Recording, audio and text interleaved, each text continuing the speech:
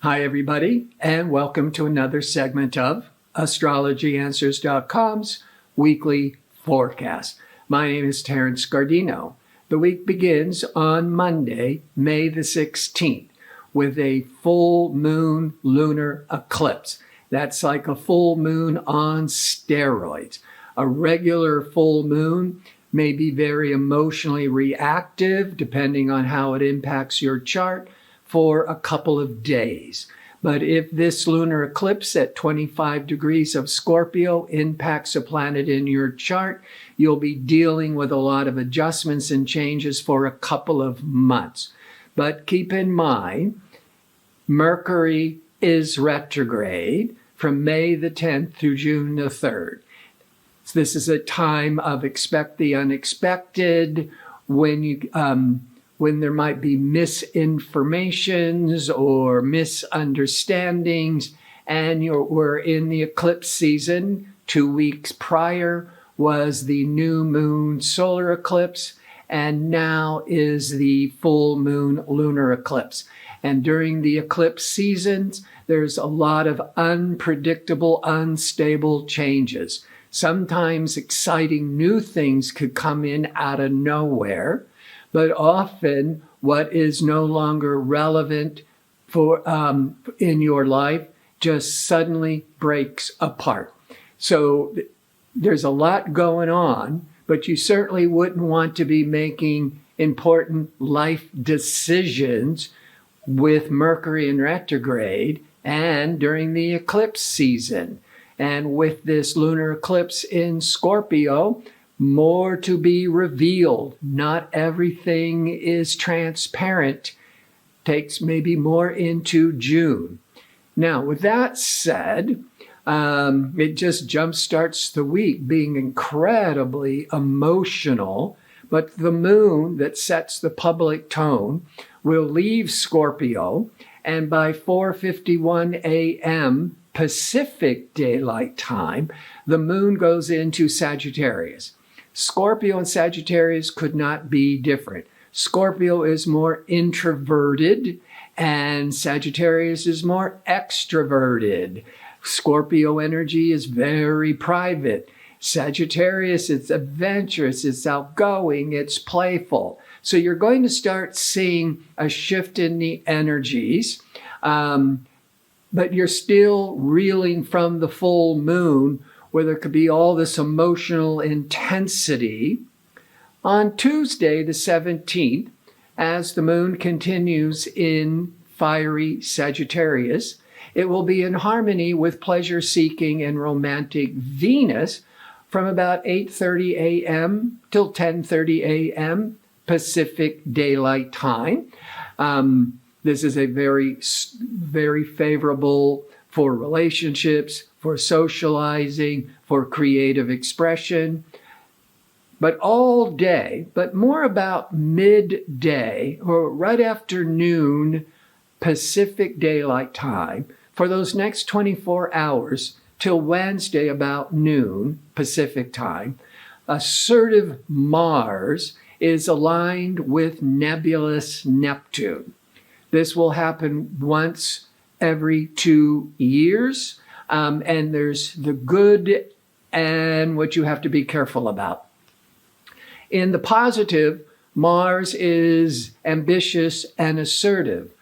And when it's triggering the Neptune energy, Neptune can be this charitable energy, healing energy, spiritual energy. So this could be very favorable energies for volunteering, helping those in need, being of service. So there's a lot of real positive energies. Could be very favorable for music and dance, because Neptune is all that creative energy, and Mars is more physical, so maybe be even more advantageous for dancing. But on the downside, you got to be careful about Mars is very goal-oriented. And when it hits Neptune, it's this more unfocused, foggy. So you might be barreling along with your goals, And then the Mars hits the Neptune and you like get out of focus. You get distracted. You get disappointed. That will go into Wednesday about noon Pacific time. But earlier in the morning, from about 7 to 9 a.m. Pacific time, the moon, which is now in Capricorn on Wednesday, will be triggering Jupiter. Jupiter's expansiveness. The moon are your emotions and feelings. So this is a very pleasurable time. But Jupiter deals with studying and traveling and publishing. So it's about the world, learning about the world. So emotionally, this would be getting excited about traveling, about studying. But Thursday, the 19th, is a very positive, powerful day, but not about making any major new life decisions or launching any major new projects. But if you've been working on projects up until like April, in the last couple of weeks, this Thursday, the 19th, could be when a lot of things start coming together and you feel much more optimistic about the possibilities, because Mercury, planning, discerning, communicating Mercury, will be in harmony with expansive Jupiter. Mercury Jupiter, good for learning, teaching, traveling. And the Sun is twice a year, will be in harmony with powerful Pluto. Sun, Pluto, you could be feeling more empowered, more confident. This is really favorable energies for learning, for studying, because Pluto wants to research and probe and go deep, and the Sun is giving it very favorable energies, and communication intelligent Mercury is very favorable with expansive Jupiter. So a great day for studying and writing and maybe updating your website, not launching a whole new website, but updating. That would be really favorable.